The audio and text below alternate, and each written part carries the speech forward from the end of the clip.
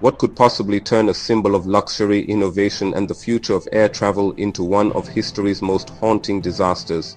Welcome aboard, aviation enthusiasts. Today on Flipside 05 we unravel the tragic story of the Hindenburg, an airship that promised the world but instead became a fiery lesson written into the history of aviation. In the 1920s and 30s, before jumbo jets ruled the skies, airships were the ultimate way to travel. Massive floating giants powered by gas and engines, they promised unmatched luxury, comfort, and speed across long distances.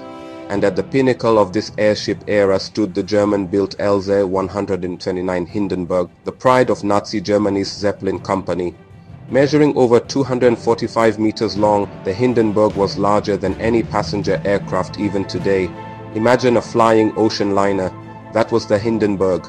Passengers aboard the Hindenburg experienced an aviation luxury that rivaled first-class ocean liners. The airship had fine dining restaurants, promenades with panoramic views, lounges, smoking rooms, and even a piano for live entertainment. It could carry up to 72 passengers and 61 crew members, cruising at about 125 kilometers per hour.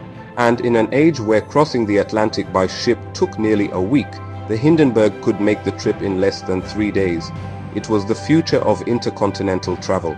But on May 6, 1937, the Hindenburg embarked on what would be its final journey.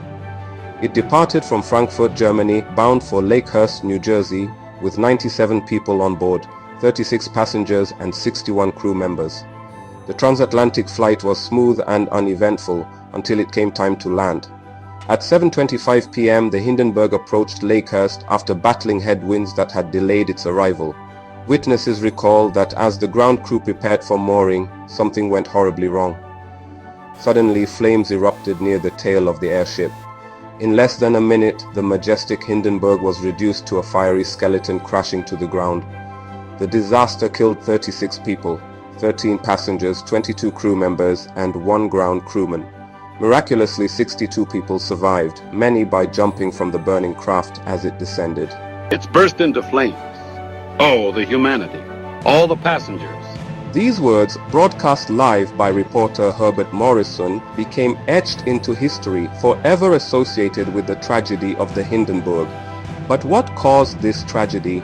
Investigators examined several possibilities. The Hindenburg was filled with hydrogen, a gas that is lighter than air but also extremely flammable. The original design intended to use helium, but US export restrictions on helium forced Germany to use hydrogen instead. Theories include a static electricity spark igniting a hydrogen leak, a gas cell rupture from stress during landing maneuvers, or even sabotage, though this was never proven.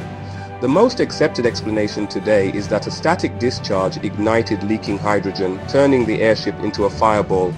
The Hindenburg disaster didn't just claim lives, it ended the airship era. Public confidence in lighter-than-air travel collapsed overnight.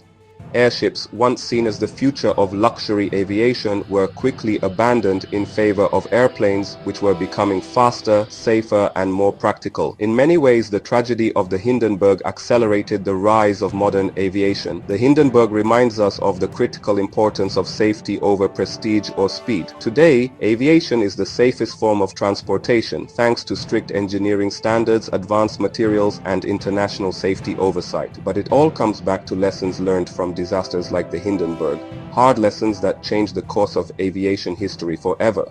So, aviation enthusiasts, the Hindenburg was more than just a disaster. It was the dramatic end of an era and the beginning of another. What do you think? Could airships ever make a comeback in today's world of advanced aviation technology and sustainability? Let me know your thoughts in the comments.